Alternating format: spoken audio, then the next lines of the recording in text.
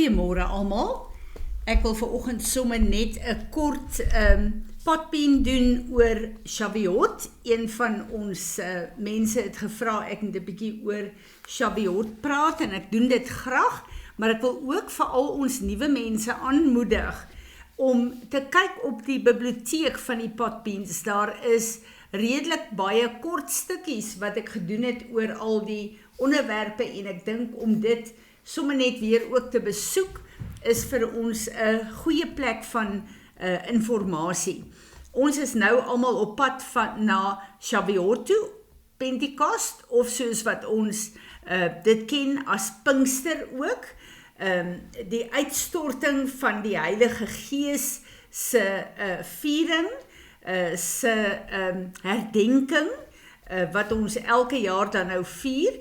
Nou dit is makliker vir ons met baie van ons agtergrond om hierdie fees en dan ook Passover te vier, want dit is die belangrike feeste wat oral in die Christen geleedere gevier word. Maar as ons gou-gou bietjie teruggaan na 'n paar belangrike goed van Pentekost, van Shavuot, om vir ons 'n groter verstaan te gee, dan moet ons onthou, ons het geëindig met die laaste fees, met die first fruit, wat Jesus self is, na sy opstanding. En 'n first fruit se krag lê daarin, wanneer ons kom en bid en wanneer ons first fruit offerings gee, dan neem ons eienaarskap, ons stryd letterlik in die feit dat ons wil lyk soos die eerste.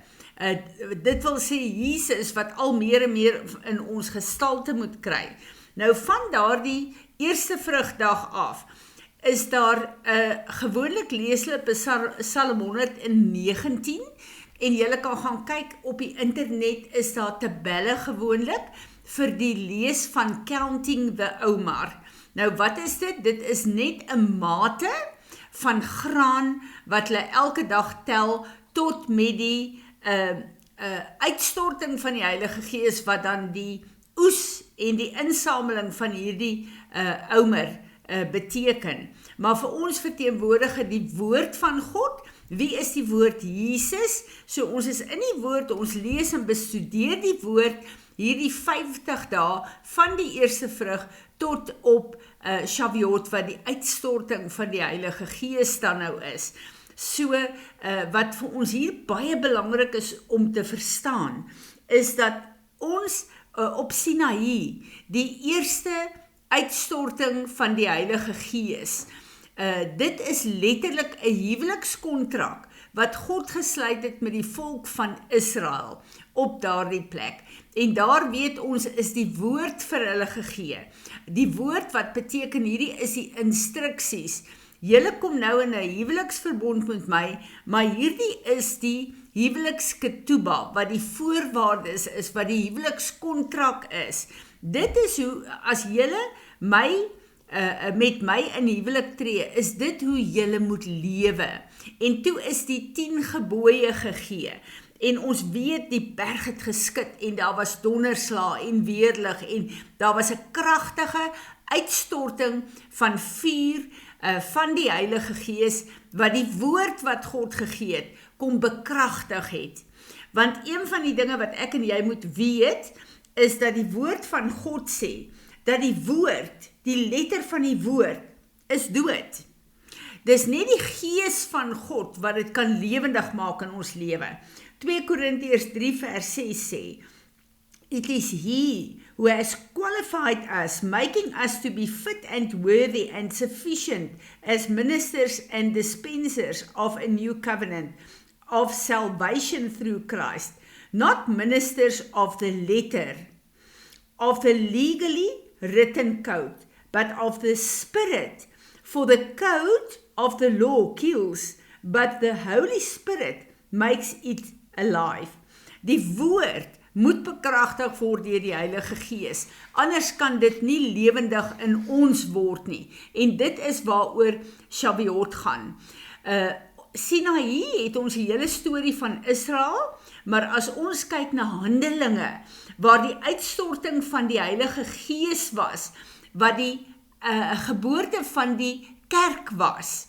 Die kerk Sinaï gaan oor Israel, die Handelinge, die tweede uitstorting van die Heilige Gees in die woord, gaan oor die Gentiles, oor almal op aarde, waar die Johannes 3 vers 16 sê, want so lief het God die hele wêreld gehad, dat hy Jesus gegee het. So op die kruis van Golgotha het Jood en nie Jood een geword, en dit is so belangrik, so ons kyk na Titus 2 vers 11, for the grace of God, his unmerited favor and blessing has come toward, appeared for the deliverance and sin and the eternal salvation of all mankind. In Handelinge gaan dit nie net oor die Jode nie, in Handelinge gaan dit oor die hele wêreld, oor die Gentiles, oor die kerk van Jesus Christus. En daarom is hierdie Pinkster, hierdie Shavuot wat ons vier, is so belangrik. Maar as ons kyk na die Ou Testament, waar God dit ingestel het, onthou die Nuwe Testament, die Ou Testament is baie keer 'n skaduwee van die realiteit wat tot in alle ewigheid gevestig word. Hier staan in Levitikus 23 vers 21 waar hulle praat oor hierdie fees. You shall make a proclamation the same day, summoning a holy assembly. You shall do no civil work that day. It shall be a statute forever in all your dwelling throughout your generations. So die woord wat daar gesê het, ons is 'n generation, al die generations op aarde, tot in alle ewigheid, ons gaan dit vier, as 'n fees van God, en 'n plek waar hy vir ons 'n uitnodiging gee, en sê, kom, laat ons dit vier. Nou as ek en jy nie hierdie uitnodiging, volgens Genesis 1 vers 14, the appointed feast time, as ek en jy nie opdaag nie, dan kan God nie in hierdie jaar doen wat hy in hierdie jaar in ons lewe gedoen wil hê nie. En as ons net kyk na wat Dawid, hoe belangrik was God se woord vir Dawid gewees. Dawid het daar gesê in Psalm 19 vers 7 tot 11, the law of the Lord is perfect, restoring the whole person. Hierdie is so kragtig julle, die woord van God herstel ons, gees, siel en liggaam, om die persoon te wees wat God ons geskaap het. The testimony of the Lord is sure, making wise the simple. The precepts of the Lord are right, rejoicing the heart. The commandment of the Lord is pure and bright, enlightening the eyes. The reverent fear of the Lord is clean, enduring forever.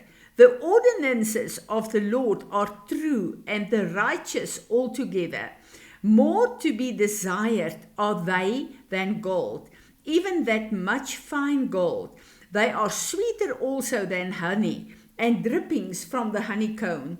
Moreover, by them is your servant warned, reminded, illuminated, and instructed, and in keeping them there is great reward.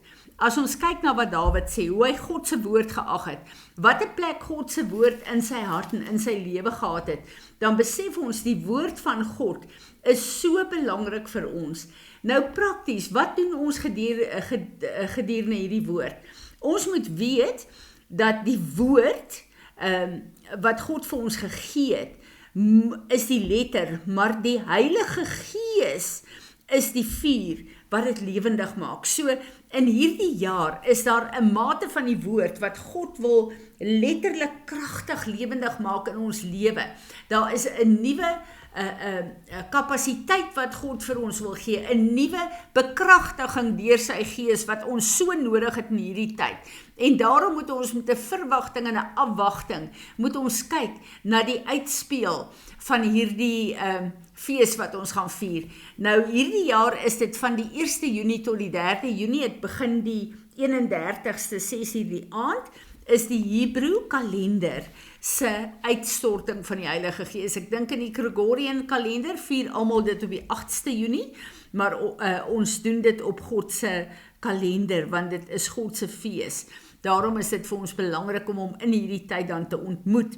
Nou, ons as wedergebore kinders van die Here, wat so belangrik is, daai twee brode, verteenwoordig wel Israel en dan ook die Gentiles. Maar vir my is dit ook die woord van God, wat bekragtig, wat geskryf is, wat staan, en wat dan in my lewe bekragtig en lewendig gemaak word deur die Heilige Gees, sodat die woord wat Jesus is, al meer in my gestalte kan kry.